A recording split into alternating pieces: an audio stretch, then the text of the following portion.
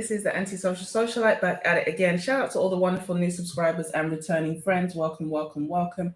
If you are new to the channel, you have not yet subscribed. What are you waiting for, darling? Hit that subscribe button, smash that notification bell. So when it gets to running this mouth, baby, you are in the loop. You see the title, you know what time it is. Shout out to LAL Movement. And I believe it was possibly Edward Anderson who actually um, highlighted this video that I saw earlier on today. Just pop up in my recommended. Sorry about the audio. It keeps getting really loud and then it goes really quiet. Now I know how you guys are suffering with this really loud voice. So before we get into the video, of course, I am on Instagram, Twitter, and Discord. You can find the links in the About section. So please be sure to go over there and follow me on different platforms. Shout out to Stoic One, first in the building. George, hello.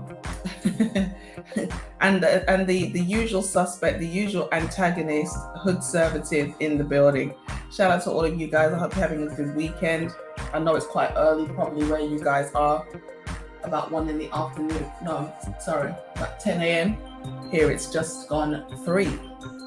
So, what is this mess? Hoodie asks. What is this mess?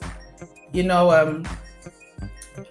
out to Kendra first and foremostly for, being the latest person to get onto a big platform.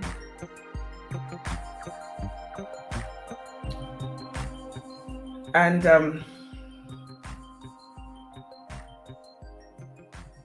shout out to Jarko, Carl, naughty, you're late. I know, I'm black. I'm melanated. This is BP time, yo. I was thinking about it. I did try it. I was literally 1 minute. I was 1 minute away, and I was like, "Oh, I still got stuff to do." And should I just should I do it or should I do the live first? And I'm like, okay, here we go. So I thought, you know what? I know somebody's gonna be talking about the time. I was giving you a little bit of extra time to prepare. So shout out to Kendra for getting on this a large platform. I haven't seen it before. It's called Revolt. And I've lost my screen share, which is always really helpful. And the channel is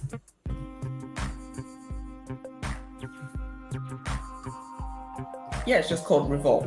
So the video we're going to look at today is called Black Love and Marriage Matter, or Do They? Revolt Black News. All right. So let's get into it because, I can talk forever. This video is 8 minutes long, so prepare to be here for 80 minutes. I'm about work. I'm about career. And tomorrow I'm going to introduce myself to the new department head and make her fall in love. Yes, that's my baby. See, I've been healed by Black romantic. Yay! Single and ready to mingle. The ladies of Amazon's hit series Harlem are not sorry about maintaining their solo status. Welcome back to Revolt Black News Weekly. I'm Naima Abdullahi. Now, as more and more Black women are seemingly saying... Okay, so you can see the way that they framed the conversation. They start out the video, the segment, by playing a little clip from Megan Good's new series. I can't even remember what it's called now. Basically Black Sex in the City. I can't remember what it's called, but that's basically what it is. And I can imagine that this show caused a lot of problems in Megan Good's marriage, because obviously the role that she's expected to play and the behavior that she's engaging in is racy by most people's standards. But I know that there was some little salad tossing conversation. I mean, it's just got ridiculous. I'm sorry that I paused this woman and I made her look drunk. Let me go back a little bit. So there you go. Now both her eyes are open. That's a bit more flattering. Okay, and that show was literally the epitome of everything to do with feminism and why there are problems between, to an extent, Black men and Black women in this modern era in the West. Okay, this woman is talking about her career. She's talking about her education. She's highly prioritizing other women. I mean, obviously this is like the trailer for that Megan Good show. So we've seen it a number of times at this point. Shout out to Celine, Free Zone Lou in the building. I saw Dane C. Who else did I see? So shout out to everybody who came through. Okay, so this show is about women being liberated.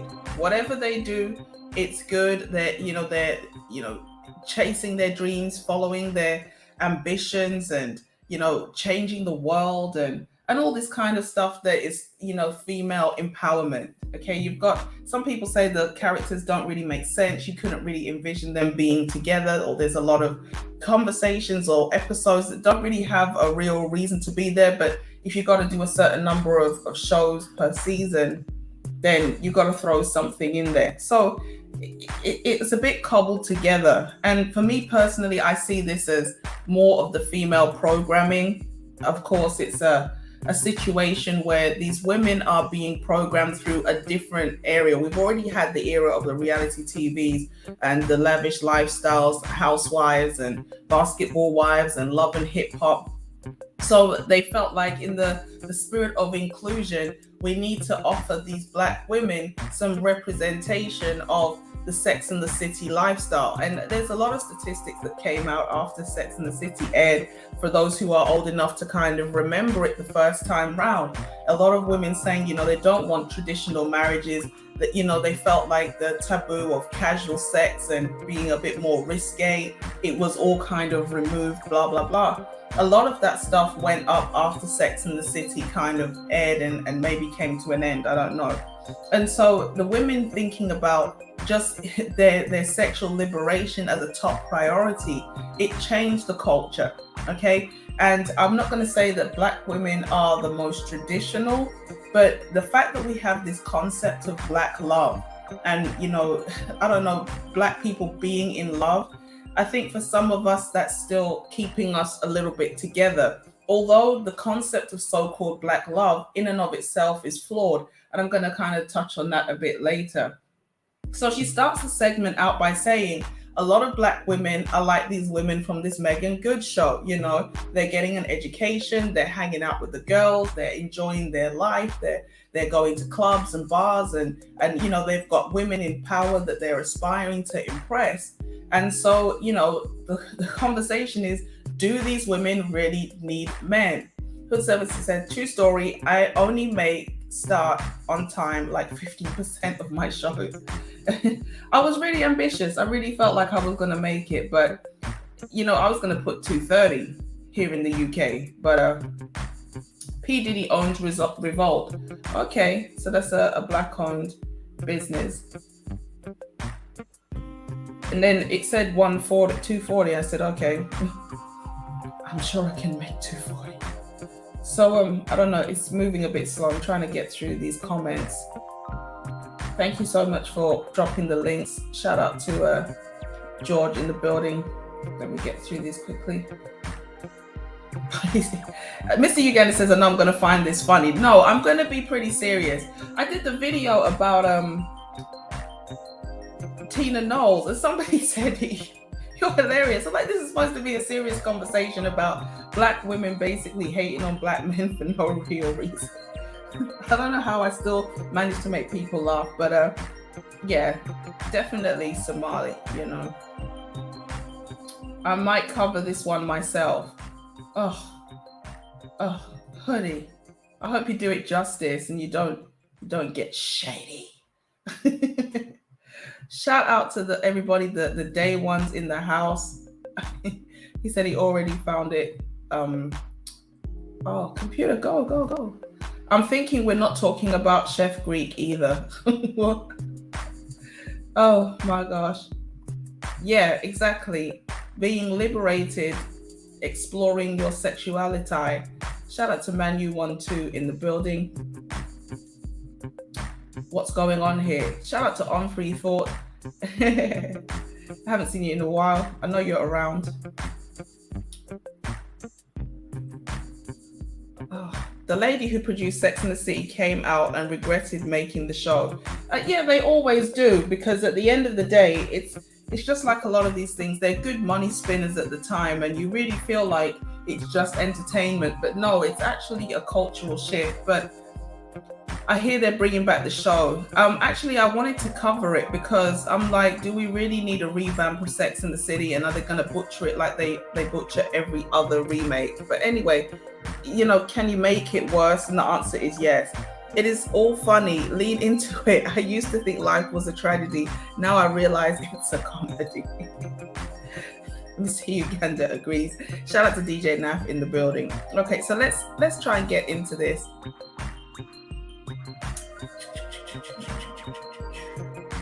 As more and more Black women are seemingly saying, I do not, when it comes to marriage, we're getting deeper into the debate about the future of the Black family unit.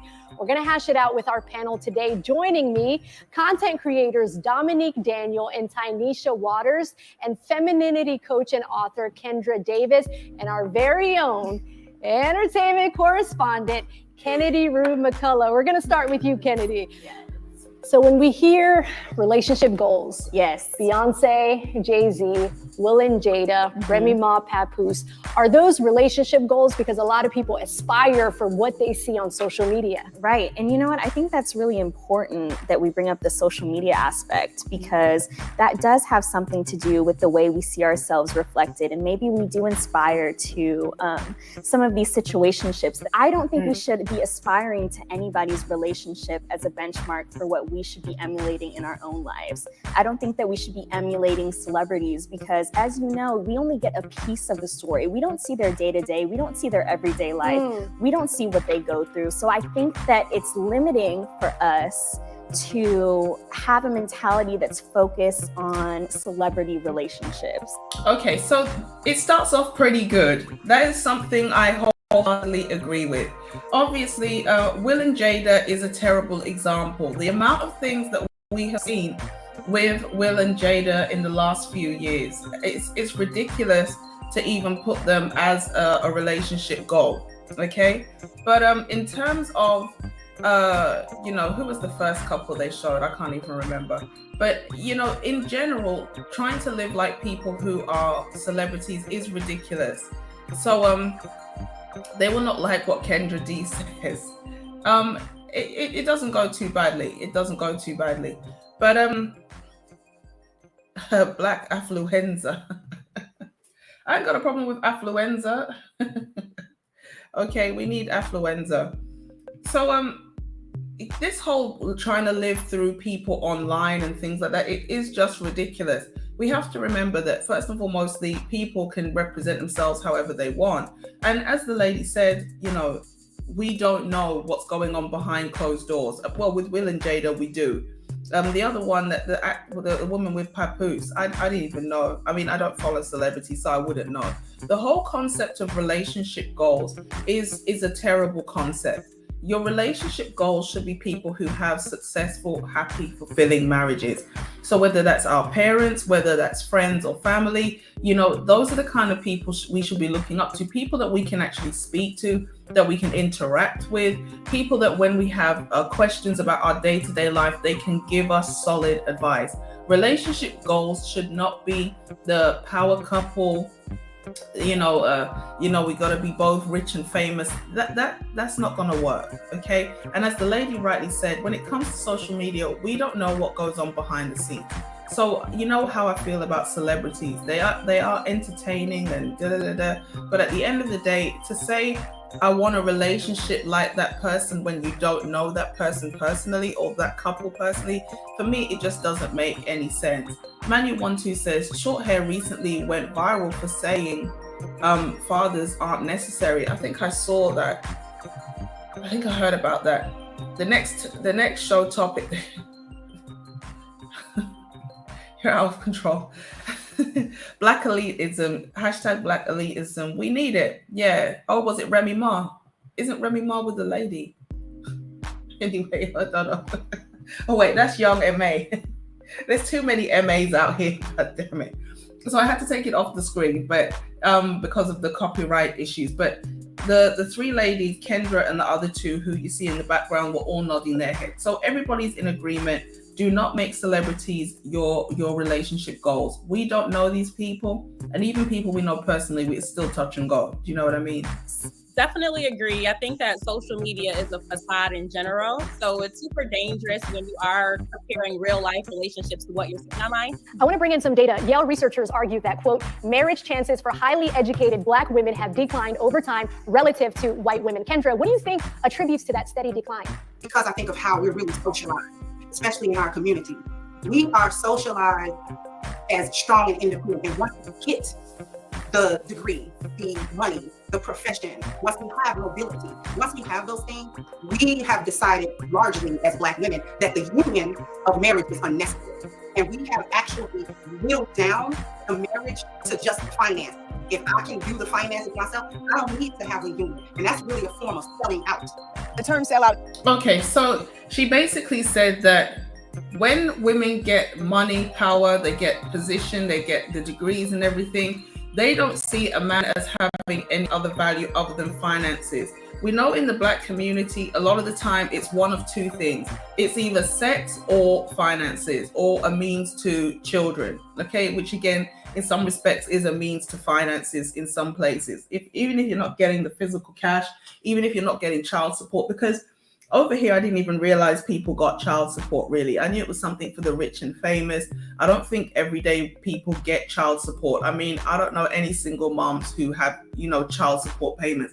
I think it is a thing, but it's not like crippling like the States. And I don't think it's something that men get chased for, because I'll be honest with you, I don't personally know any men who have children who are crying about child support or who have been put on child support or have been locked up for child support. So I don't know how much of a situation it is here. I think it's probably something more for people with more money, of course, and obviously who are married. So it's like when the marriage breaks down, then they're forced to pay this kind of child support money. Back in the day, there was a joke like, after the divorce, the woman gets the house and the kids and everything.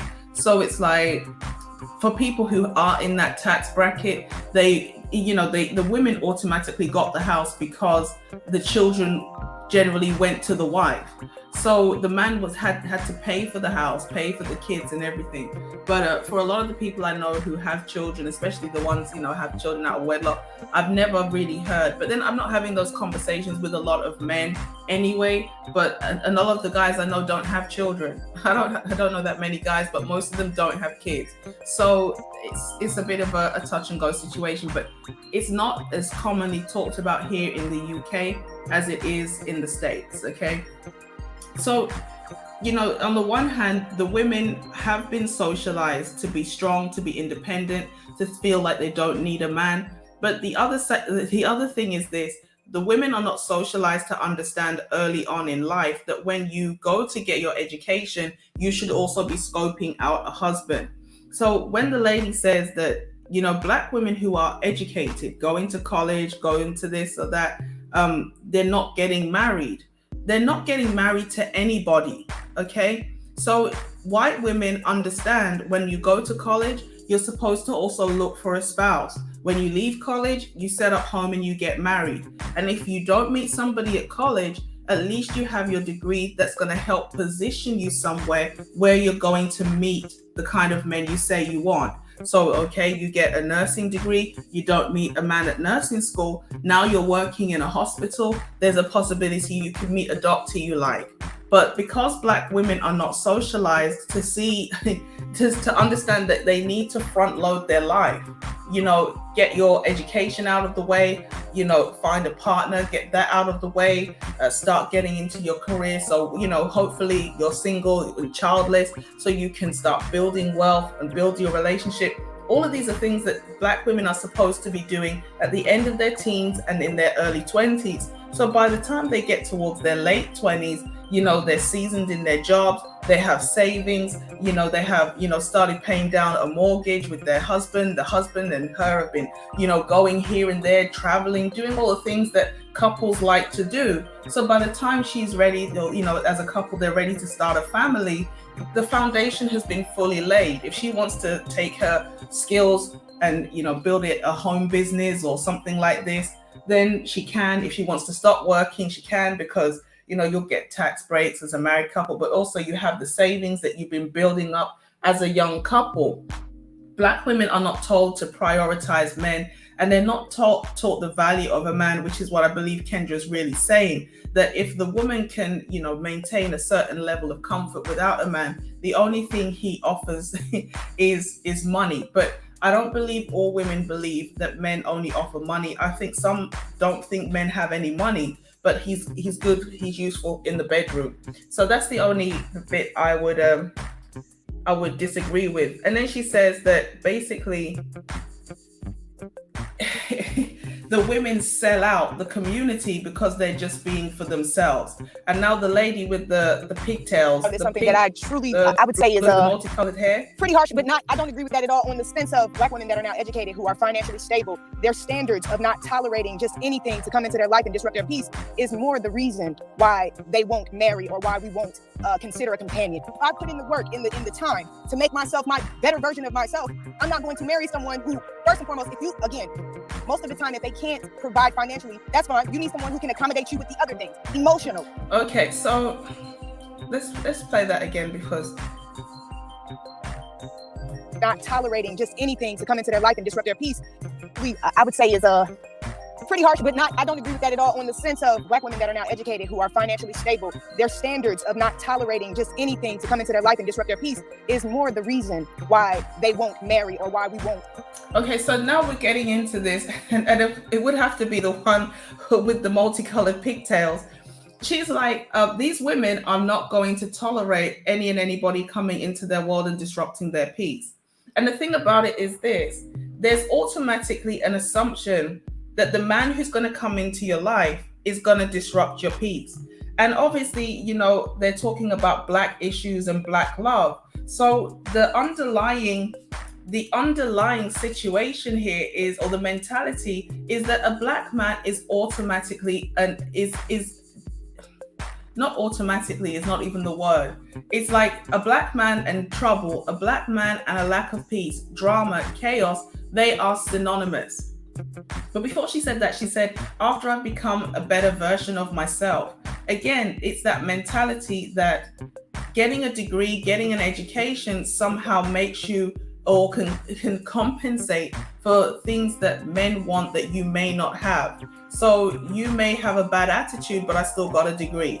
I still, come with certain baggage, but I've still got a degree.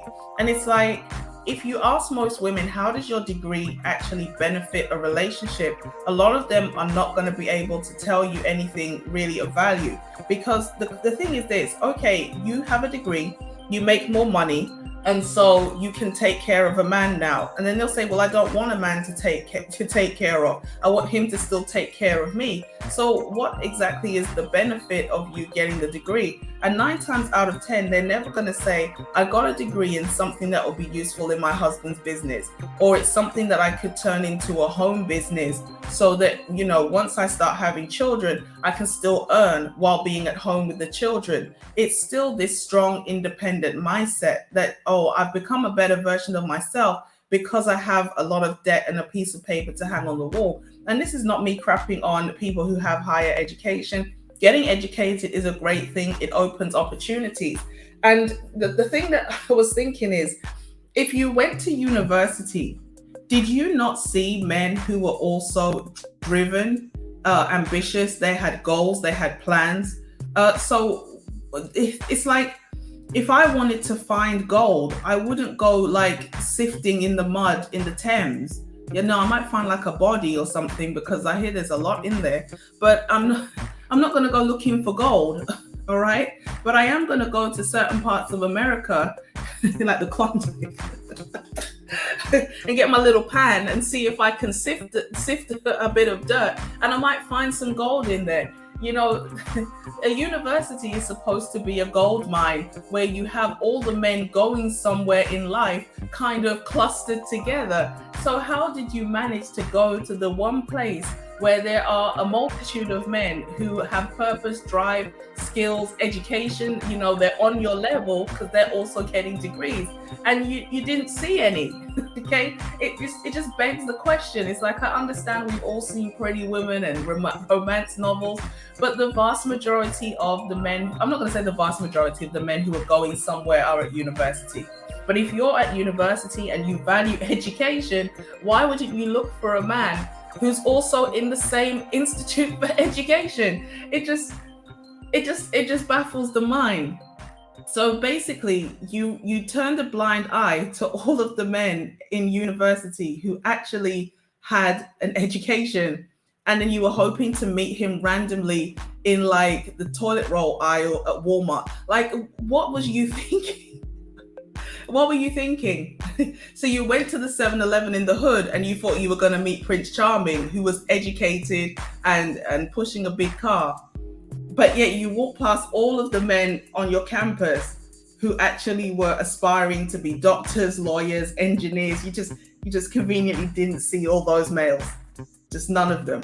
It even begs the question at this point, how does this even happen naturally? But obviously it's the programming, because the women are sent off on this kamikaze mission to basically keep their head straight, have fun, don't meet boys, don't talk to boys unless you're exploring your sexuality. And then afterwards, when you leave and you get in your 30s, that's when you can settle down. So even when these women are approached by productive men, a lot of the time they're not even able to recognize it, apart from, maybe the dysfunction at home and things like that. If these mothers were telling their daughters, your primary goal of going to an establishment where there are a lot of successful, well-to-do men is to grab one, okay? And if you don't manage to secure one of these men who are on the way up, at least get your degree so you can then position yourself once you finish school.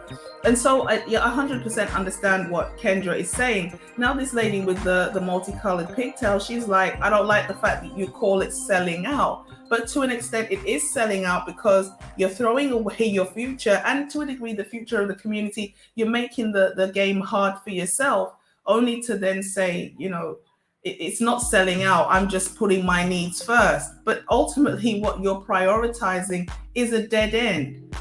Even if you get a good career or a good degree, do you even have the ability to get a job that can pay off the student loan debt? Like, this whole thing for Black women, unfortunately, is not thought out. And a lot of the times women are the cash cow. They are the ones being used to basically fund a lot of systems. Selling education to Black women is a big money spinner, along with the strategic singlehood. Okay, glorifying single life, glorifying single motherhood, glorifying being strong and independent means that the Black woman's dollar is constantly going into everyone's pocket but her own.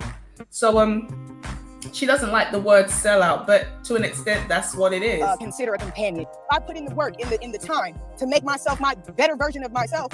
I'm not going to marry someone who, first and foremost, most of the time, if they can't provide financially, that's fine. You need someone who can accommodate you with the other things, emotional, mental, those type of support systems in your life. And it's okay. So there's an assumption that you're gonna have a man that can't provide financially. So again, if you are, the thing said, the Black woman is not getting married, period.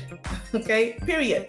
It's not, she's not getting married to Black men, although it's talking about Black love and marriage matters. But again, if you go into a HBCU, there's nothing but really Black men there. And even if you're going to other colleges, there are Black men there. So why is there an assumption that the Black man can't make more money? First, or as much or more money. Secondly, again, this is a little bit of ignorance. Blue collar trades, trade schools make more money and have less debt. So just because when you go to college, you don't necessarily see, a lot of Black men there, for example, because I'm pretty sure the uptake of women is significantly higher than that of men. But they say Black women are the most enrolled, yada, yada, yada. If you had knowledge, you would understand that the trades are where the real money is anyway. So if you wanted a man that made money, again, either get a trade or get a man who's in college. It's really that simple. But it's not the gaslighting. It's again this old narrative of these men are just all broke and they haven't got any money. So even if he comes to the table, don't look for the money, look for the character. And she starts listing off a lot of female traits, like she's looking for a wife, a support system in your life, and somebody. And there's no reason for them to be there. So now the standard is you actually have to have substance. And I still stand by my So what is the substance? What is the substance? Because, and this is the problem with a lot of these women, you're asking for something you can't even define. If we asked her to say what substance was, and this is why, you know, I understand that it's live. We all know what watching a live stream is like. Curveballs come at you and from all different directions, so you don't really know what's coming next. What's going to come out of somebody's mouth, you have no clue. She turns around and says substance, and of course Kendra said, I stand by what I said, I'm going to let it play. But it's like, well, define substance. And this is not to take a shot at Kendra, she did a really good job, but I'm just responding to this because, again, looking at it now, it's like, not that she didn't do a good job, that's not what I'm saying, but what do you mean by substance? Because I guarantee you, if I had been there and asked her, what do you mean by substance? She would have said, I want him to be loving. I want him to be caring. I want him to bring me flowers.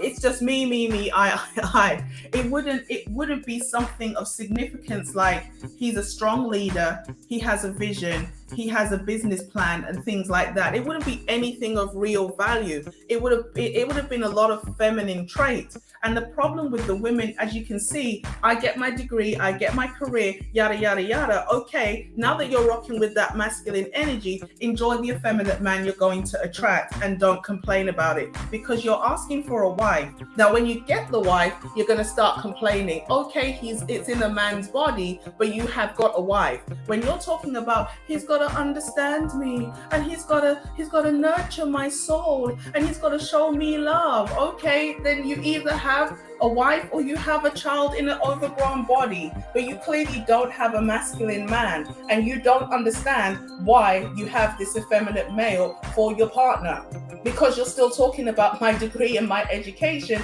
and then you turn around and say, I'm okay if the guy doesn't have money because the fact that he's sensitive and caring will compensate. And then you're crying about having a pookie that's on the couch driving your car and playing PlayStation all day.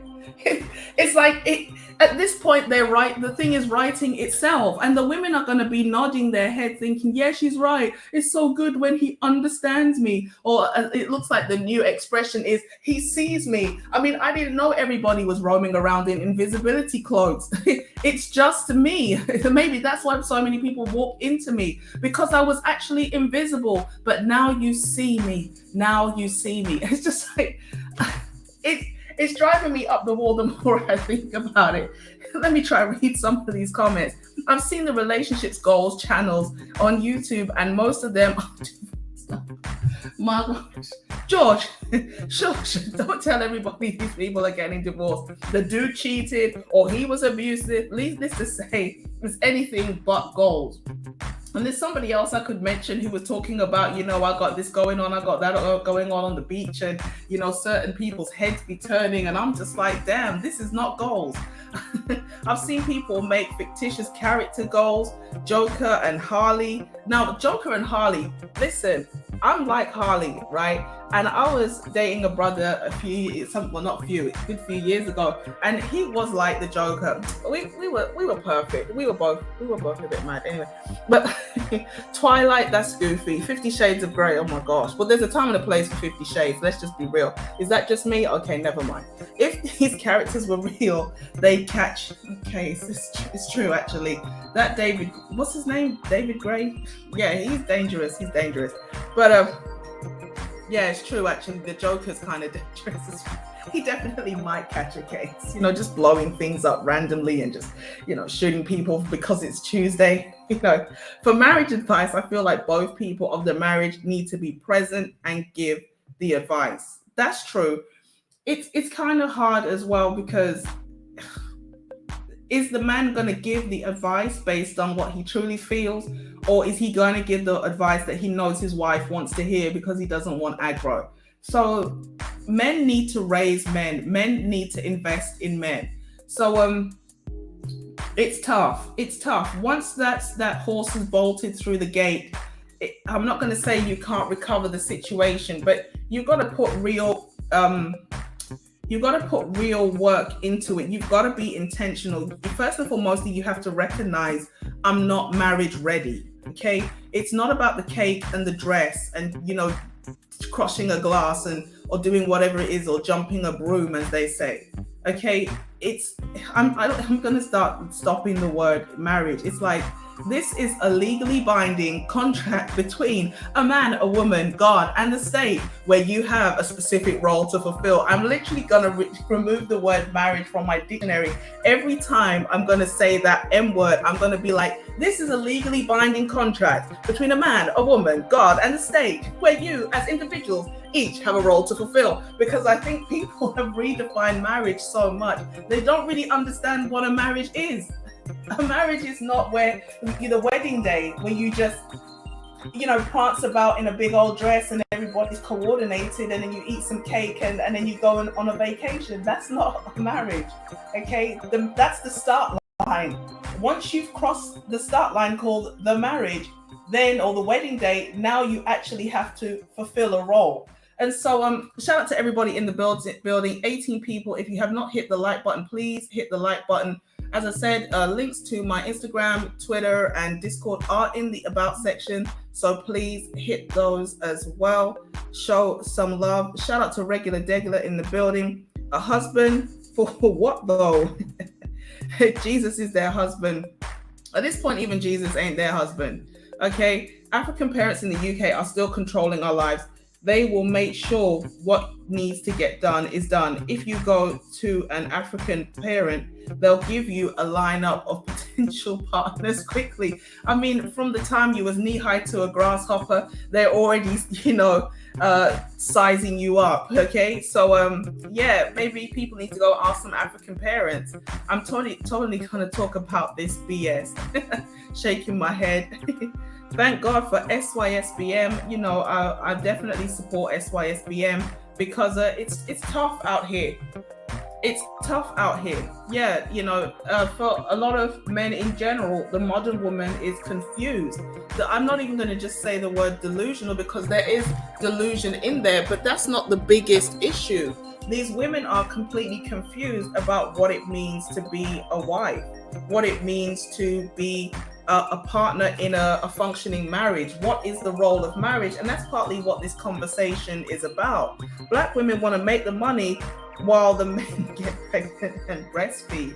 And the thing about it is this: a lot of women say they don't mind the role reversal, but this is not a practical solution, because at the end of the day, most women get tired. Most women don't want to go to a grind and slog it out for 8, 10, 12 hours a day until they keel over at their workstation. Most women want to just cut back after a certain age of working. And so it's all well and good for you to say, oh, I still respect my man. I love my man. It's okay if, you know, we swap roles and I'm the breadwinner. And for some, that's obviously going to work. But for a lot of women, they are going to lose respect for their man. They're going to resent that man if they have to go to work every day and he just sits at home playing with the children. And that's what the lady with the pigtails was basically saying. Like, you've got to bring something to the table. And he's not going to respect a man who cannot meet her financially. But then she tried to pretty it up so, you know, she didn't look bad. And she's like, oh, well, if he can't bring the money, let him bring his substance, which was a very vague thing. And so a lot of women say they don't mind the role reversal until it gets too much for them. And I met a lady, I used to work with a lady like this. The husband worked, or the boyfriend worked part-time, and he made enough money in like 3 days. So he was like, I make enough money. She worked maybe 6 days, and he, you know, going out every day and leaving him there in the bed. And, you know, he's working 3 days. He's happy with what he made. And then at first, so was she. Now she's coming to work every day complaining that the man doesn't want to do more. Well, why are you upset that he didn't want to do more when you were happy with it at the beginning of the relationship? If he's content with how much money he's bringing in, why would he then say, I want to give up 4 days a week and just go work more? Why? So women say all kinds of things at the beginning because they're not necessarily sure on what they want, or they just don't think long term. He's very happy working 3 days a week, And if you want to go and work 6 days a week, it's like, that's your business. But I know I'm not going out more days a week than 3 because I make enough in 3. I don't have to. And now she's whining and moaning about how basically she feels disgruntled that the money is not going up and he has the potential to make more money because he doesn't work, 4 days a week. And it's like, well, that's what you signed up for. So why are you complaining about it now? So women say all kinds of things at the beginning, and then it goes down the line, and then all of a sudden the very things that you said were cute and funny and nice and sweet and bearable, they become unbearable. So we have to know who we are, what we want when we enter these relationships. And just going to university is not going to help you know that. Okay, it just isn't. So Celine, shout out to Dane and Celine. Why does she look like an anime character? And that's the other thing. Shout out to Bronzebird in the building. There's somebody who's gonna like it, but again, she'll say they're intimidated by my independence and my strong degree or whatever. And it's like a lot of men, they just don't want that. So some men like that, but again, you're gonna limit your pool if that's how you're going to present yourself. I'm not saying that you can't find a niche, because as I said, we need to stop just talking about the 80-20 rule. We need to talk about the 99.9 rule, which is most people are not going to like you. It doesn't matter whether you look like a supermodel or you look like Jabba the Hutt. Okay, it doesn't matter. Most people are not going to like you for one reason or another. So we just need to get over it. Shout out to Carrie T137.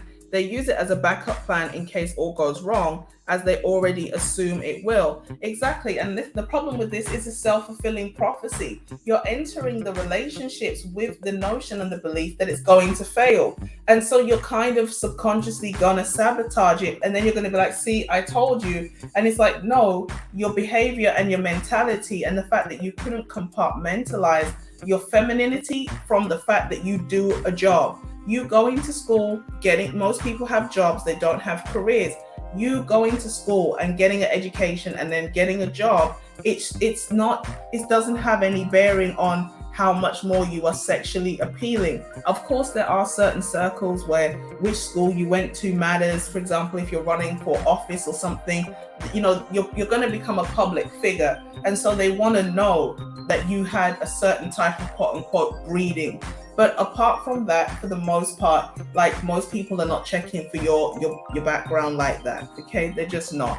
So if you have this mentality that the men can't support you financially, then again, and she said, they've got to be nurturing and caring, and they've got to bring all these intangibles to the table. But really, that's code for at least he's got to be attractive and service me properly in the bedroom. Okay, let's just decode that for what it really is. Regular Derek said, sorry, but this is why I don't believe in black love. Black men and black women do not work anymore. We are the only group in mammalian history that has an adversarial male-female dynamic. You cannot build with that. There's someone turning 18 every year. So hence why they really hate age gap dating and people talking about age gap dating, because they're like, oh my God, am I in the danger zone? Shout out to Sir Hale Speaks. I haven't got down to the bottom of the comment section, but I see the brother is in the building sponsoring the stream. So shout out to you. Thank you so much for your $20 super chat. This is real pure love. No message, no comment, just pure love. Shout out to you, Sir Hale Speaks. Please, if you are a moderator in the chat, please make sure you drop his channel. Great stuff going on over there. Very thought-provoking, well-run panels. I had to salute the brother for his sheer patience, because I'm listening to some of these individuals, should we say ladies, speak, and they left me feeling a little bit confused. I was definitely getting ready to throw the computer, throw the phone. I know no one's going to replace it, so I said, no, don't do that. But yeah, where were we? Shout out to Lady Snoops in the building. Lady Snoop TV. She's snooping. It's good to see you snooping, girl. I hope you see something you like. Interracial dating rates are stay climbing up. Yeah, of course. Black love is beautiful. It's sad. Since you can't find love, you think it doesn't exist. What's funny, love is blind. You can find love with anyone, anywhere, from any hood to university. You just need to pick better. Definitely. And the picking better starts with people working on themselves. It starts with people knowing what they want, who they are, where they're going, not just talking about things like, what was that thing that girl said? I don't even remember. Not character. What did she say? That thing that she said that I said don't make no sense. You guys are paying attention. You know I don't write this thing down, so just winging it. I don't believe in black love. And I was talking about this on Instagram. I did a post talking about basically the velvet painting. And shout out to Dr. Tiesan Johnson. He actually did a whole live stream afterwards. And I'm not saying based on necessarily what I posted, but he said, were the depictions of black love damaging? And it's kind of like the era of the slow jams and the, all these love songs. Basically simp training, okay? This unrealistic expectation that somehow two melanated people coming together was in some way more profound than any other two people coming together. And it's kind of like setting this bar so high with this expectation that when two black people come together, it's like two worlds or universes colliding, and there's supposed to be all of this fireworks and creativity, and the almighty womb of Black Mother Goddess Earth is going to produce, and it was just unrealistic. It set an expectation upon men to basically fulfill a role that they couldn't necessarily fulfill, not because they were inadequate, but just because it's unrealistic. That's not what's going to happen. The black love machine is the equivalent of the romance machine that we see coming out of Hollywood. It's a rainy day and you run into a Starbucks and, you go to grab your coffee and the man grabs it at the same time thinking it's his, and your eyes lock over this macchiato, coffee chai latte, and all of a sudden you know that this is the one. It's like, don't get me wrong, sometimes, okay, you do meet people and it truly is love at first sight. But most of the time it's like, yo, can you get your hand off my coffee? I gotta drink this. Have you used hand gel today? And it's like, just give it to me quickly, let's go. It's like, as the lady said, as Lady Snoop said, you can find love anywhere, but you gotta prepare yourself. Okay, it's like, no one walks around with their degree in a frame hanging around their neck. Okay, so even if you have a degree, like, that's not the first thing people are gonna see. Like, what do? Get it tattooed on your forehead? Like, hi, I have a bachelor's in yada, yada, yada. Like, no one does that.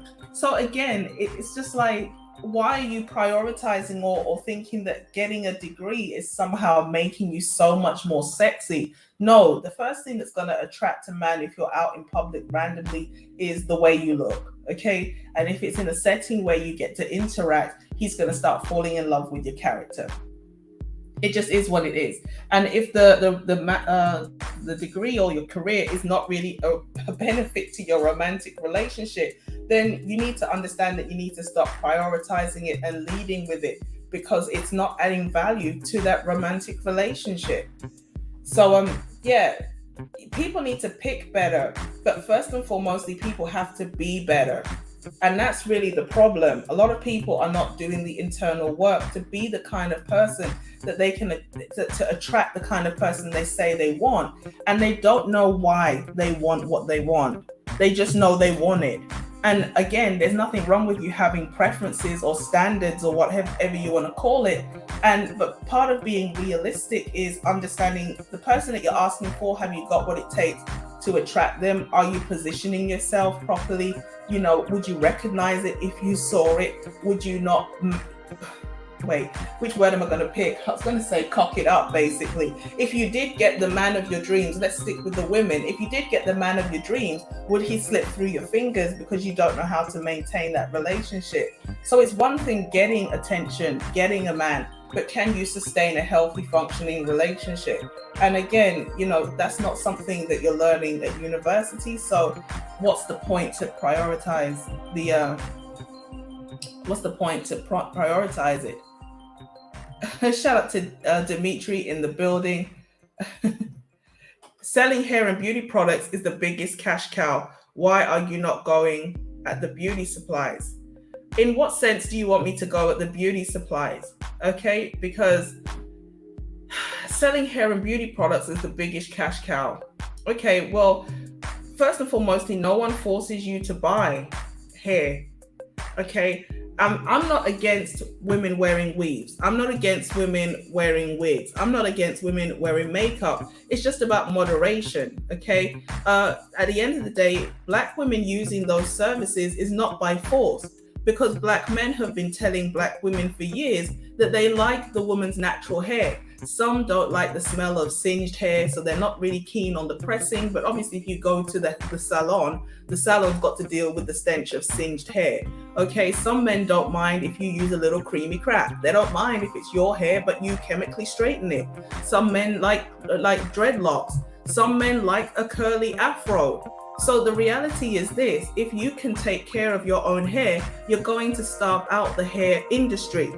Women like the hair industry because it's easy to get into. A lot of these women bragging about being entrepreneurs are just selling bundles. They're selling bundles online. No shade to anybody who does that. If that's a stream of income that you can capitalize on, then go for it. But the reality is this: no one is forcing Black women, especially with all of the video footage of Korean shops throwing women out, physically assaulting them. There was that situation with the hair shop where I can't even remember what it was, if the woman got thrown out or something, or she was accused of something, and then all they did was put a sign, "Oh, we've reduced the price of wigs." And even with Black people, Black men outside saying, "Do not go back to this shop. These people disrespect you. They're physically harming you." The queue was around the block. It's like, I don't wear it, but I need it. Okay. So why would I go at the people who want to make money? The problem is not that they make money. The problem is, why is it we want to buy from people outside of the community and let billions of dollars in simply hair leave the Black community to go into the pockets of people who see an opportunity?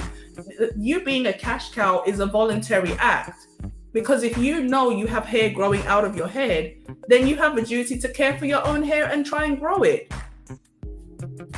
I don't need to go at the industry. Just stop patronizing them. Okay, so beauty products. Again, we can make beauty products. I'm not against women wearing makeup. Obviously, changing your face to the point where you don't look like yourself. A lot of men don't like that. They like the more natural, the better. So just wear light makeup. It's really that simple. Okay, and the thing about it is this: if you create a restaurant, shout out to Leon from the 411 Talks on Radio show. He did an amazing video maybe a couple of weeks back now, talking about how Black people spend their money. I might have linked it, but I definitely showed one of the charts from his video presentation. I went and looked at the link and I put it in my community tab.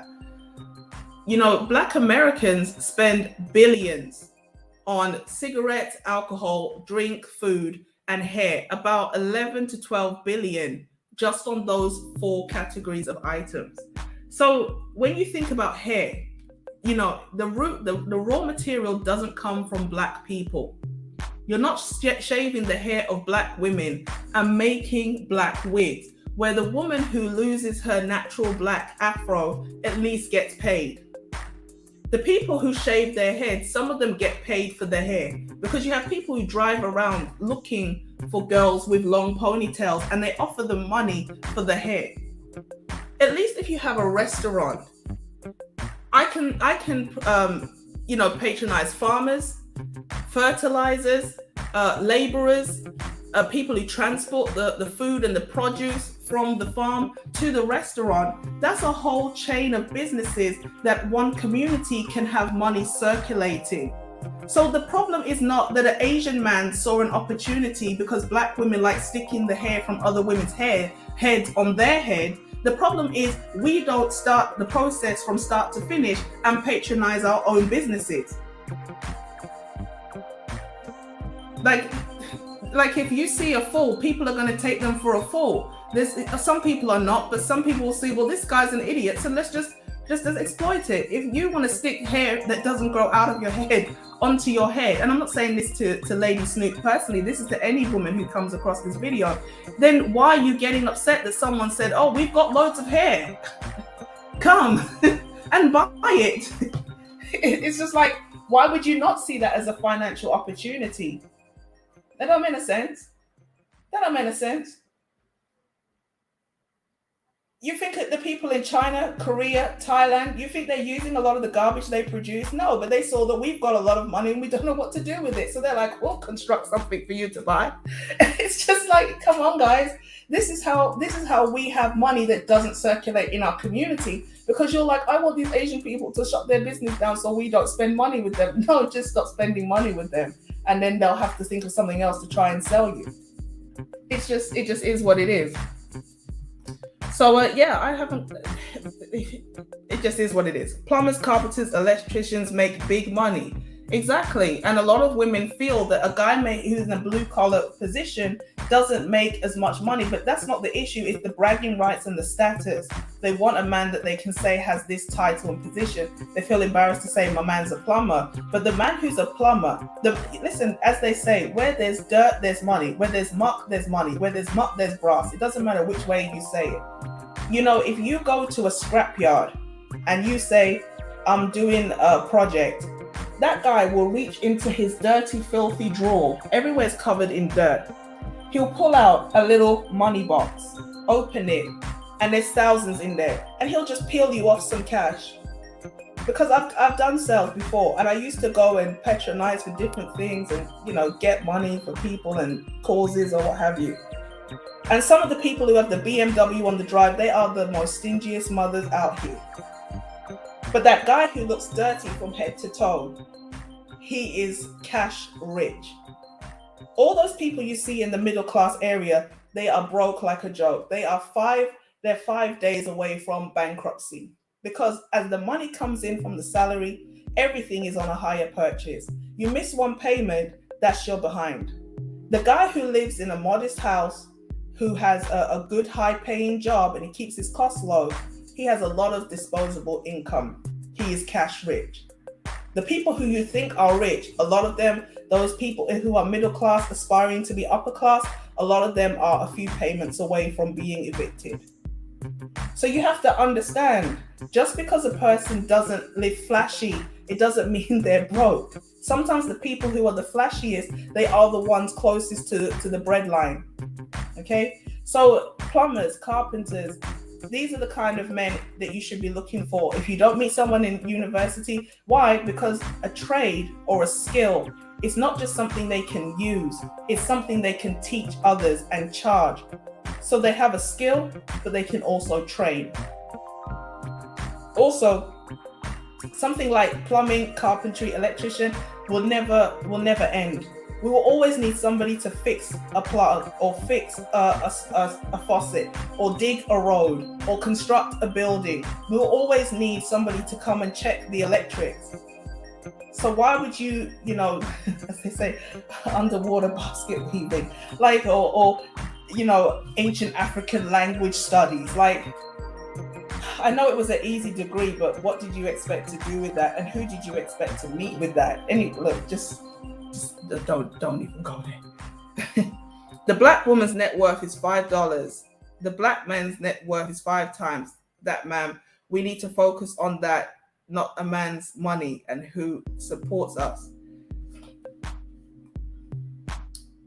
Well, the black woman's net worth allegedly is $5 because she keeps spending money. The black woman's net worth is $5 because she's got an expensive ass degree, and the cost of the degree, she can never pay it off. She got a degree that cost 100,000, and the top limit of her job is like 30K. That's why she's got a net worth of $5. And then she goes and gets a house, gets a car by herself. And so, as I said about I know that I'm behind with the comment.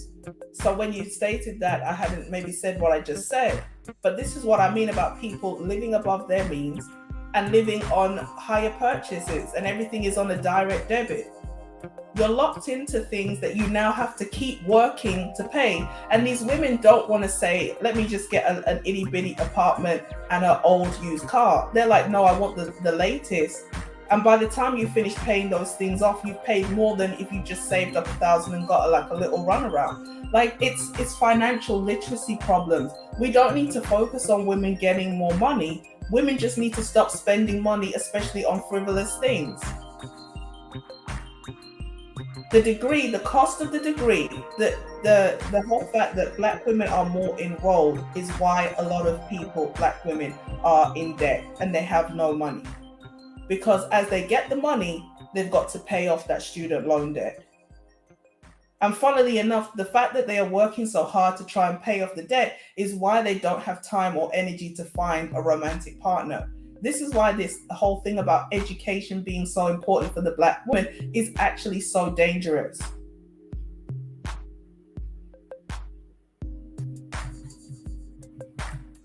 60 people in the building. If you haven't hit the like button, please hit the like button. Share the stream with somebody who needs to see it. As I said, check out the community tab. And of course, I am on Instagram, Twitter, and Discord. Links in the about section. Oh, I got to stretch. Whew, that ranting was a lot. I'm so indifferent to Black women at this point. I lack the energy and the care to even challenge their ignorant narratives anymore. Life is too short, Black men. Go where you are respected. And also, unfortunately, go to women who have been socialized to basically understand what it is to be a wife. That it's not, fairies and rainbows. It is actually, it's hard work. Being married takes work. Shout out to Sahel Speaks, 15 years, going strong. A lot of y'all are lost as F. No, I disagree.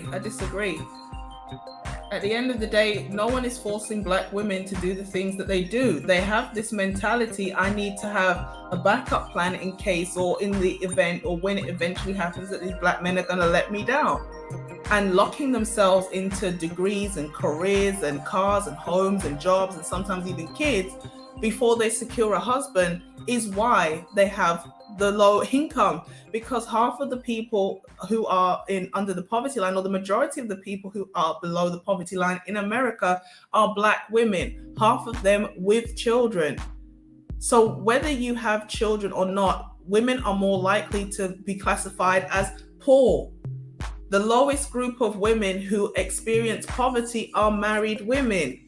So why would you pursue a degree that you may never be able to truly pay off when you can just marry and build wealth with a man who actually is about something? I don't see how that's lost. Shout out to Perfect Timing Podcast in the house. Salute. If you guys are new, please make sure you hit the subscribe button. Shout out to Carrie, says regular because who really wants a woman who doesn't want respect or value you? Exactly. And these women are like, I don't really need you. I've got my degree, y'all. I got my degree. I don't need to respect you. I got this degree. Shout out to, he said, great breakdown. Thank you. We can't do the show without the guys in the chat, right? Shout out to everybody. Freeze on Lou. Behave. Oh my gosh. I don't want to butcher this man's name. Mr. Momberase, please. Did I say it right? I'm not going to do a panel because I'm running. I'm already over time. What I say to you, the video is 8 minutes.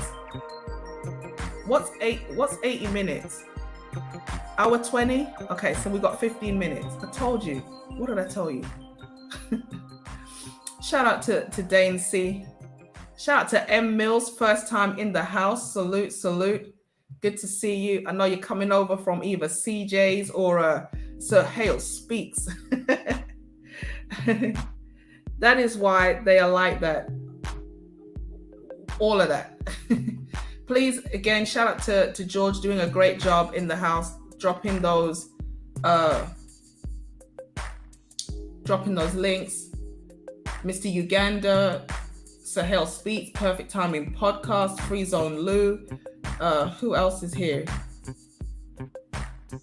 Celine, if you guys have channels, what the funk? What?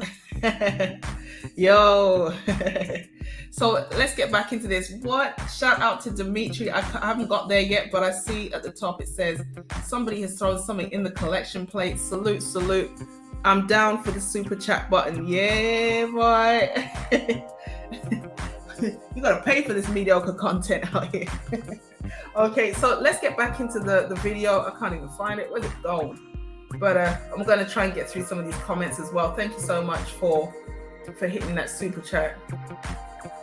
Take care of your own hair. You don't have to just take care of your own hair because it saves you money. It's better for your health as well. You know, all this traction alopecia that's out here, it is expensive. And a lot of men say that they're not really keen on the whole, you know, the way that women kind of over prioritize weave. I understand if you buy real hair, it's expensive. I've done it once. And, you know, obviously the great thing about real hair, human hair, apart from the fact that it was taken off someone else's head, which I'm not really keen on, is obviously the fact that you can wash it, you can tongue it, you can do all the things to human hair that humans do to hair. I don't know how that sentence was supposed to end. And so you can reuse it. It is expensive. So I understand why people take care with it. But if it becomes almost like an idol in your life where you're not enjoying life, you're not going to the gym, you're not able to go out and climb rocks and be present with your family, your man, your kids or whatever, then it's like the hair becomes an object of like almost resentment. And again, this is one of the things that women are spending a lot of money on that is not an investment. It's not an asset.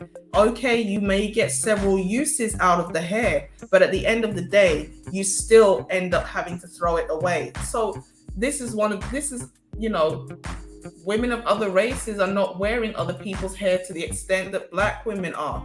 And that's one of the reasons why they have more money. Apart from the fact that they're doing useful degrees, let's just keep it a buck. You know, the humanities is touch and go unless you're going to do an online career at this point. I don't know to what extent, you know, physical therapists, for example, not physiotherapists, but physically sitting down with a therapist after what happened in the last 2 years, how much stuff has really gone online and may never really come back to a physical office. So, you know, again, when you pick that degree, how many years into the future are you really thinking? Did you do the numbers? Like, if it cost me this much, like, do you have to go to a top college or can you go to a cheaper college? You know, what's the likelihood of me making the money to actually pay off a degree? Once upon a time, a degree was like, you know, $1,000 a year, $3,000 a year. But now it's like you're leaving with 60,000 here in the UK, over 100,000. It's like you're starting to question, is it even worth it? Can I make that money back? It's like, these are questions you need to ask before you take the degree. Now I've gone too far down. So I'm really sorry if I've missed your comment because now I can't see. Ooh, wait. Why is this comment box making me a liar? All right, let's go up. Yes, Perfect Timing Podcast. Most millennials don't understand anything about love, responsibility, commitment, or respect.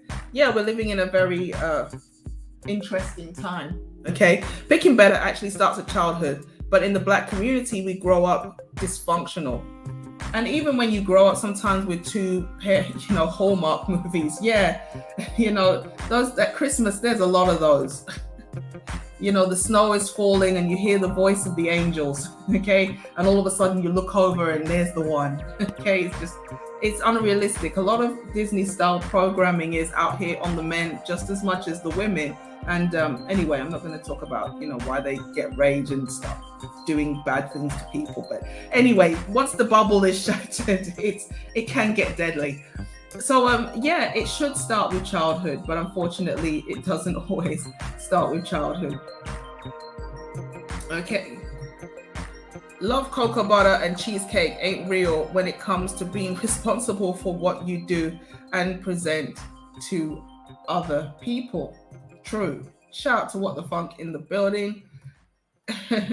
So yeah, shout out. Let's go down a little bit. Solutions to these problems are very simplified. I would love to share it if you dare to hear it. Not now because I do have to go, but if I was doing a call-in show, definitely. I have a PhD over the eyebrows. Exactly. It's like, not over the eyebrows, not the face. Oh God, the neck was already bad, but the face, please don't do it. In order to be married, you need to be a wife already. You're a wife in training. True. Love who you are and respect your mind, and others will follow. It depends. If you're an awful person, no, you got to do a bit better. If you got some issues, you got to fix them, because it's not anybody else's job to be your therapist and help you through. Shout out to the Marathon Man podcast. I think I need to ask his brother where the white women at, right? Is he still in the? Is it this brother? I'm thinking. Where Becky at? Wait, Celine. I'm joking. We have one for you. Shout out with the real white women. Please stand up. No, I'm joking. I've been a single father for over 10 years, taking care of my children by myself, taking care of everything that they need by myself. That's what I'm saying. And single fathers make a better job. So we need to separate and surrogate. I'm joking.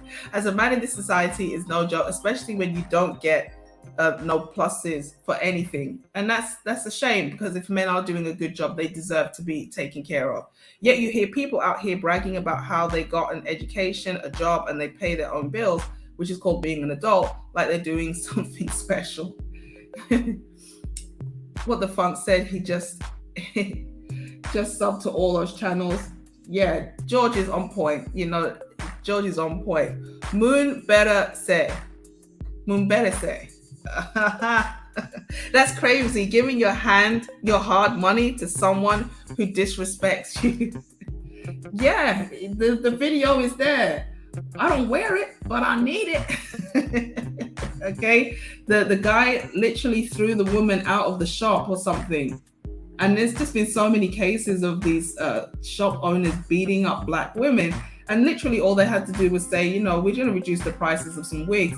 The queue was around the block. Like all this talk about, Tina Knowles needs to take down her docuseries because of the threat that black men pose. I mean, with all due respect, some of these women are signing up for the threat. So let's just stop the cap. It's in our culture to be so extra for no reason. Facts. I mind the beauty of a woman of color is incredible without any of that fakeness. And a lot of men feel exactly the same. Shout out to Kazama Fury in the building. we can't say it normal, we gotta say it just like that. The name of the hair donation in the States is Locks of Love. That's actually quite funny. We should trademark that. Oh my gosh, I'm gonna sell hair to black women. Gonna make me another side hustle. What? Cichlid in the building. He said, Lady A, you're like the Ukrainians fighting against the Russians. You are always going to lose against the black weave business. You're too funny. Shout out for the $10 in the house. He says, the low key, I see so many of our people shoplifting from black-owned businesses. Oh, it's sad. Just don't shoplift at all. Don't shoplift at all, please. When they catch you, it justifies them beating your ass, okay? Simple logic for a logical people. Keep preaching, young lady. I will. I agree. Take care of your own hair. We looked at that. Remember the video of the black female salon owner who advertised to get to and got rejected by black women who favored Asian shops? Facts. It doesn't make any sense. But we are so addicted to sending money out of our own community, even when people do try to establish businesses. And, we got to be honest, some of you guys have got to do better, upgrade your products and give us good service, give us a smile.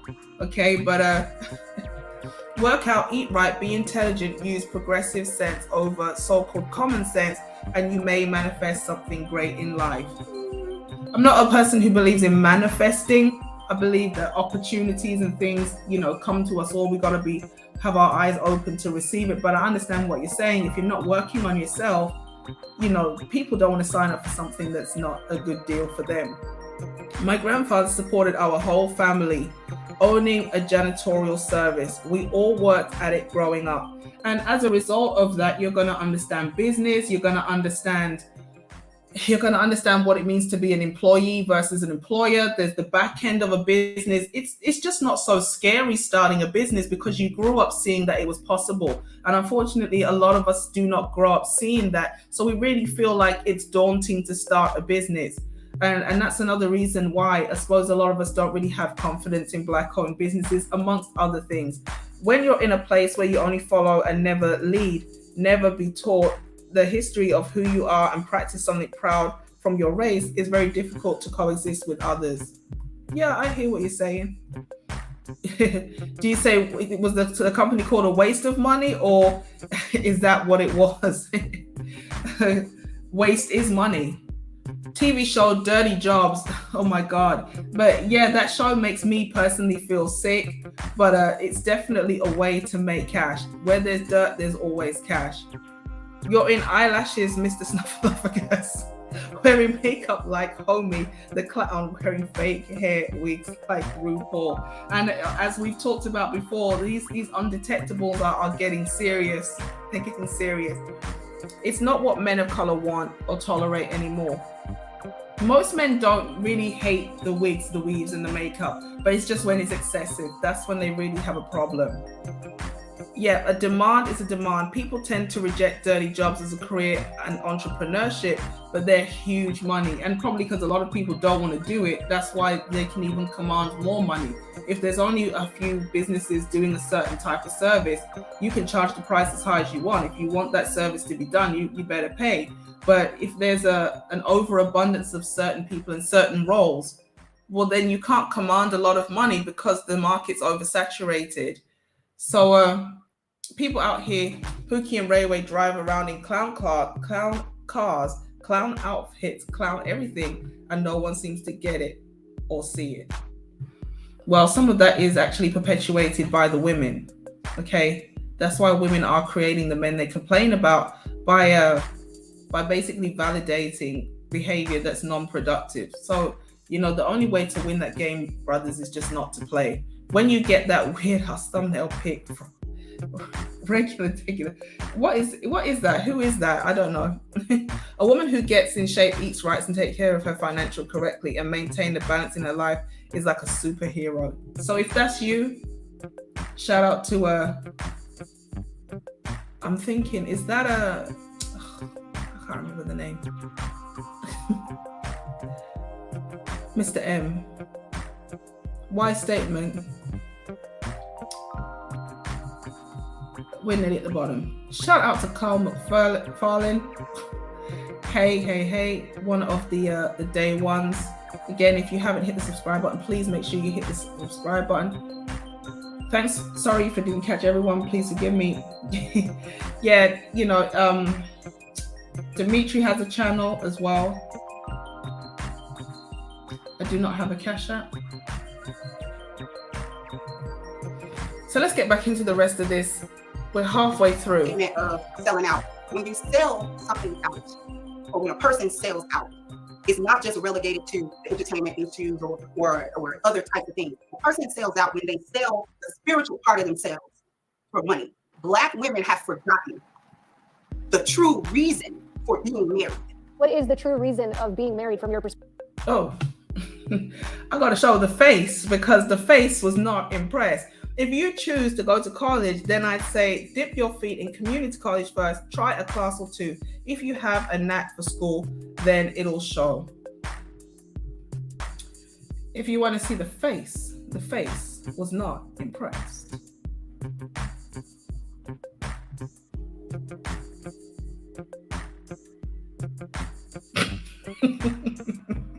This is how we look. Yo. When we are not impressed. Okay, so she was like, what is the purpose of marriage? Okay, Get married. They didn't want us creating the union at all. Are selling out. That's a very strong statement to make. Black women under the duress of slavery could not get married. They didn't want us creating the union at all. So what we were doing was we were going behind the shade and jumping the rope to be with one another. Because at some point our ancestors understood that the union actually made us strong. I feel like now it's not something that you have to do. It's something that you can choose to do. I think that with a lot of Black women, we're realizing that we might have at one point said we wanted to get married or to have a relationship, but as the years have gone on, we don't behave in a manner that aligns with being in a relationship or getting married. And so when that happens, okay, so the lady on the right hand side, she's got sense. She understands, but as we can see, the lady on the left is just clearly a modern woman. And it's like, okay, when you're young, you can say you don't want to get married, but you don't understand that just because a man will sleep with you later on in life, that doesn't mean he's gonna wife you. And again, it's not get married, it's a legally binding contract between you, a man, God, and the state, where you have a role to fulfill. And so if you don't understand the value that the man brings to the table, which was the thing at the beginning of the conversation, you're gonna reduce a man down to what you basically feel like you can't do for yourself. So if you want more money, or you want your bills paid, but even if you can pay them yourself, okay, then he's a wallet. And if you're like, well, I can't satisfy myself, then he's something useful for the bedroom. But to say like, okay, everything is dandy while you're young, and you have a lot of options, and you have the strength to go to work how many hours a day, but that all is going to run out. And that's what the lady on the left doesn't seem to understand. The union actually made us strong. I feel like now it's For being married. What is the true reason of being married from your perspective, since we're saying Black women are selling out? That's a very strong statement to make. Black women. So you see, this is how Black women kind of cajole each other. Until when you have a difference of opinion, you don't get that understanding like, oh, okay, let me try and understand. You can see the look. She was leaning back in the chair and she flew forwards to start with when she said the true reason for being married. What is the true? The spiritual part of it, or when a person sells out. Look at the expression on her face. Entertainment issues or other type of things. I just don't understand what you're saying. I can't fathom what is she saying? I can't understand. Let me look. A person sells out when they sell the spiritual part of themselves for money. Black women have forgotten the true reason for being married. Like, I need to sit forward for this one. What do you mean? They forgot what? They forgot that us? Queen Mother Goddess Earth, melanated Queen, Most High Priestess, the Almighty Black Womb, us? What? And you know, obviously she's like, she's obviously Muslim, all right? Okay, she doesn't wear the scarf. She's clearly Somalian, all right? With a name like that, let's just keep it a buck. So she's like, what do you mean? Like, oh, what, you think because we're mother women? The true reason of being married from your perspective, since you're like, saying out of everybody, you're the one that's not supposed to ask this question. Because as bad as thing be, we know there's a strong patriarchal vein within Islam. So why are you asking this question? I just don't understand. I just don't understand. That's a very strong statement to make. It's a very strong statement to make, and you should retract it because you are hurting my feelings. Under the duress of slavery, could not get married. They didn't want us creating the union at all. So what we were doing was we were going behind the shade and jumping the rope. Now this is problematic as well because again, she does not have the history of slavery. The host in the green does not have that history. So obviously the lady on the right, she's got sense. This one on the other side of the table, she doesn't really say anything. I think she's just listening. This one obviously is the modern woman who's very oppositional. This lady, the host, she doesn't understand what Kendra's really getting at, okay? And, you know, what we're talking about is systemic racism. We're talking about ways in which the powers that be promote certain things to Black women to keep the Black family down, because obviously keeping the Black families separated is what helps to keep the dysfunction going. Be with one another. because at some point our ancestors understood that the union actually made us strong. I feel like now it's not something that you have to do. It's something that you can choose to do. I think that with a lot of Black women, we're realizing that we might have at one point said we wanted to get married or to have a relationship, but as the years have gone on, we don't behave in a manner that aligns with being in a relationship or getting married. And so when that happens, you have two decisions. You can either change your behavior to align with wanting to get married, or you can change your thought and say, I don't want marriage. And I think that a lot of women are choosing the latter instead of making the adjustments that are needed to be in a healthy relationship. I don't agree with that. That last part you said, for women to have a hard time adjusting, you have to keep in mind, just because a man is a man doesn't make him a great leader. So this was what made me definitely say, we gotta do the video, yo. We gotta do the video, okay? Yes, you are not in a rural part of the world where you go to the market with a cow. You think the cow is somehow to be sold. No, you are being sold, and that is the price. You are the cow. They're gonna give the cow to the family, and they're gonna take you. You're not in that world, okay? Whatever man you get with, that man you get with because you chose to be with him. So if you get a man who cannot lead, that's because you like men that can't lead. Let's just stop right there. So again, it's that misandry, it's that narrative that the Black man is not, because obviously this, for the most part, these women are probably talking about Black men. These Black men can't lead, they can't do anything. Oh, it's you have this male privilege, oh, the oppressive patriarchy, but guess what? A lot of you are not even up to the job. But guess what? You're free to choose whichever man you want. So it doesn't matter whether, even if 99.9% of men cannot lead.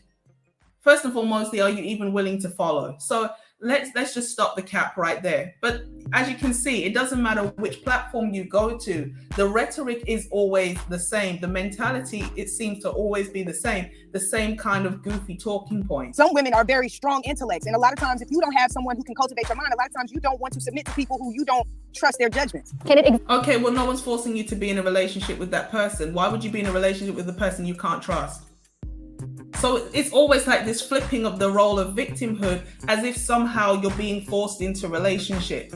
You're not being forced to date the men you deal with. So if you have a man who is incompetent, it's because you like an incompetent man. Is this without a man, Kendra? No, Black family units do not exist without men. Black people since we've been in this country have been striving for unity. We have been striving for togetherness. How can we come together and have better mobility in this country as a group of people? We've found ourselves unable to really move forward in this country, and we wonder why. We can't unify at the basic level that people unify, and that's in America. We can't have communities if there's no family. What do we think this stuff is built out of? You're hearing three women who are passionate about sharing their viewpoints, which shows that. And obviously this is probably chopped up, because I feel like that the girl with the multicolored hair, she wanted to say something more, and then they cut to the other female who was saying women are not basically doing the work to become the kind of women who are fit for relationships. No, not 6 hours. Do the heavy lifting work on myself.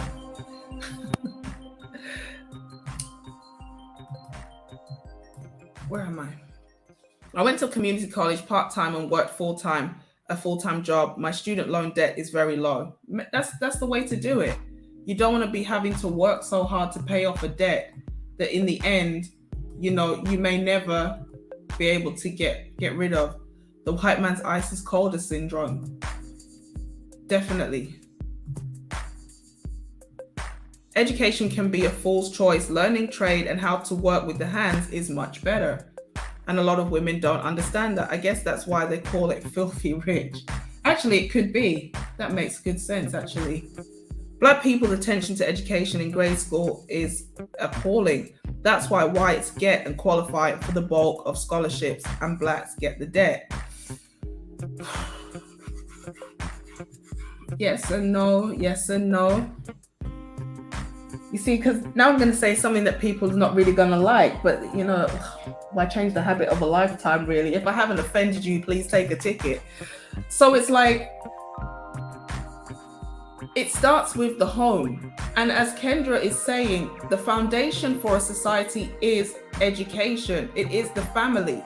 And so it's not the school's job to educate the children. It's the parents' job. And if you have like 40% of children being raised by single mothers, about 50% of children in total are not being raised by both parents. And a lot of parents are, to an extent, attention to it's not just education, it's being smart. You know, as Emil said, she said she went to a community college and she also worked, which meant her student loan debt was quite low. Once she started working, she was able to take home more of that money. And so if you go and get a very expensive degree in something that's not going to translate into a high paying job, and if you're not, you know, coupling up and things like that, the chances of you being in poverty obviously are going to go up. So it's not just attention to education, but it's a mentality that starts with families. And if you have families that are struggling, if you have families that don't believe in education, then yes, of course, you're going to not be able to instill that within the children. I think it's going to go up now because more and more people are getting access to education via the internet. They don't necessarily always need somebody in their family to encourage them. There are more Black men now in college than prison. And so the tide is changing. But it's about investing in children at home. It's not the school's job, and it's not the school's desire to instill within children what it's going to take for them to be able to continually work and increase their tax bracket and get out of poverty. The job of the education system is to create employees, that you have a certain mindset that I go to school, I get a job, and then I keel over at my workstation, and then, you know, I give the government, you know, hundreds of thousands, millions of taxes over the years of my life. That's the job of the education system. It's the job of families at home to first instill within their children dreams and make sure they can read and make sure they can, you know, count and, you know, invest in their life with extracurricular activities and things like that. That's not the job of the education system. And so I wouldn't even say Black people's attention to education in grade school is appalling, just because Black people inherently don't like education. But with all of the other factors that make learning, you know, more difficult, poverty, lack of resources, maybe parents who are absent because they're working, they're tired or whatever, it compounds to the point where you cannot give your best to education. And then on top of it, the schools themselves are just, you know, they're just basically keeping you alive for 8 hours until they send you back home. They're not necessarily there to bring out the best in the children themselves. So there is a problem, but it starts a lot with the mothers. That's where I got my first degree, community college, Wayne County Community College, better known as WC3. Do we have a WC3 in London? West Central?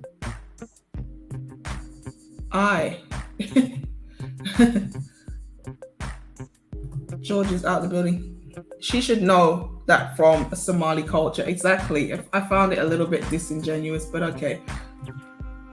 She's Western, and yeah, she's been westernized, and that's the thing. Shout out to bringing clarity to confusion. Number one in the house. Appreciate you for being here. I remember Themis and Thoth asked me if I believe that if all Black men get on their A game, no pun intended, will Black women naturally follow? And he's surprised when I said no, because he's Black female identified, and he wants to try to give Black women an out for why they do the things that they do. There will always be disagreeable people and chaos dwellers. It's true. That was my point. Black people don't value education in the culture, at least not the way whites and Asians do. Yeah, definitely. That I agree. I'm not saying that what you're saying is not right. It's just the problem. One of the biggest problems is Black people don't value education for Black men, but when they don't invest in Black boys, they then turn around and say, why are these men failing? As if you don't understand that if you don't invest in the boys, you won't have strong, productive, educated men. So again, that's that cultural gaslighting that goes on. Shout out to Freedman's Journal in the building. Guaranteed student loans have affected the country. It allows the useless to matriculate into society unchecked. Liberal arts degrees are killing Western productivity, 100%. Dane, leave him alone. He's not here to defend himself, although he cannot. It's a dynamic conversation, the kind of conversation we need to have on air. How are you processing a lot of their responses? So interesting to hear all these different takes, because Naima, I think this concept is very layered. And for me, I'm a huge proponent of Black love. I believe in it, I champion it, I root for it. But I think within our community, the way... So again, this is what we're talking about with the whole concept of Black love. You know, Black love is a bit of a myth. it's been overblown, and it's kind of like the Disney version of it's the black version of Disney, where you have these very unrealistic expectations of just two people coming together, growing together, building a strong foundation, having some kids, loving those kids, and leaving a little something to them in a will. Like, let's just stop overcomplicating things, okay? And it's like they don't seem to understand that for you to have a functioning community, you need to have strong family units and people that are gonna invest in the next generation. So, and that's pretty much it now.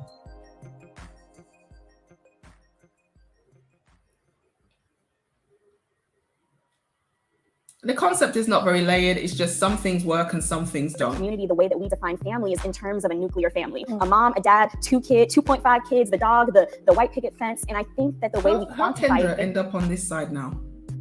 Who moved Kendra to the end? family has to change, because families look different for everybody, and they should. So here we go again now with the whole concept of you can be a single mom, basically. Let's just call it what it is. This is single mother advocacy, okay? We don't want to make the single moms feel bad. So now we're going to say, you can't say that you need a man and a father for your kids because there are lots of women out here who are single moms, okay? That's what that was.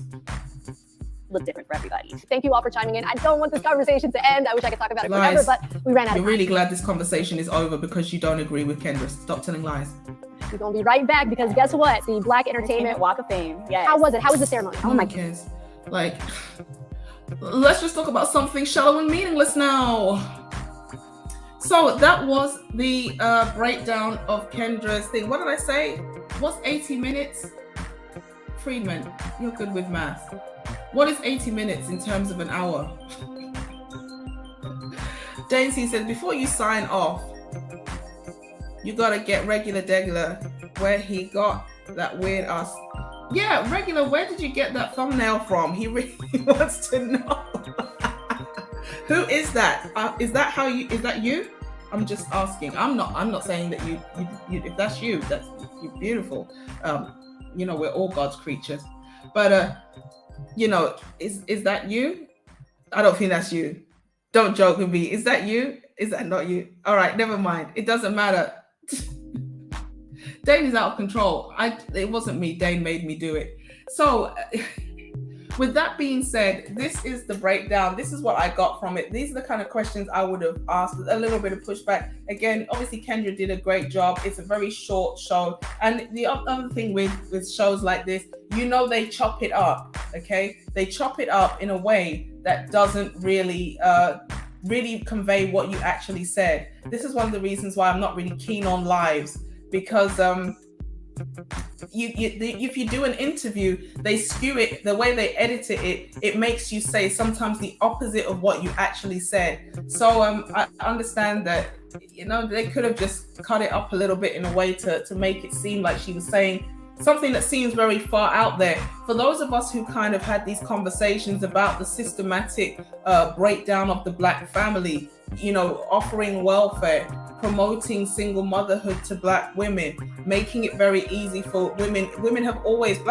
always worked in America, and they've always had an opportunity to be educated. Whereas at one point it was actually illegal for a Black man to even be able to read. If he cannot read, how can he then invest in his children and lead his household? So in terms of the American communities, there has been a systematic role reversal to keep the Black man and the Black woman at odds, elevating the Black woman at the expense of the Black man, and that continues to this day. So, Lori Lightfoot, okay. that siege really did say a lot. So, yeah, the haunting vision of Friedman, leave him alone. So it just is what it is. Is that really Lori Lightfoot? I'm gonna check out what Lori Lightfoot looks like right now. I'm sure that's a person that's still alive.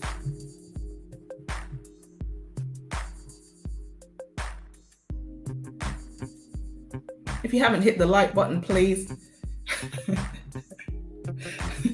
It is actually, but you elongated the forehead. Oh, no, you haven't. You are a mess. Oh my God.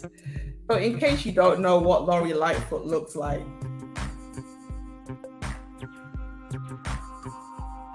please hit the like button. Make sure if you have not subscribed, hit the subscribe button. Lori, is that you? It is. Oh my gosh. Big Mac the Fisher, shout out to you in the building. The mayor of Chicago. Let's see, is it her? Chi-Town in the house, but it really is her. Regular Degular, are you still here? Oh my gosh, it's literally this one. So with that being said, I really appreciate everybody who came through. Even Lori Lightfoot is in the house. Salute, salute, salute. If you are new to the channel, you are in the right place. Please make sure you hit the subscribe button. Share this video with somebody who needs to see it. Obviously, give it a big thumbs up. Don't be stingy. Likes are free. And of course, let me know, especially if you are Lori, what you think in the comment section down below. And I will catch you guys in the next one. Enjoy your weekend. Peace.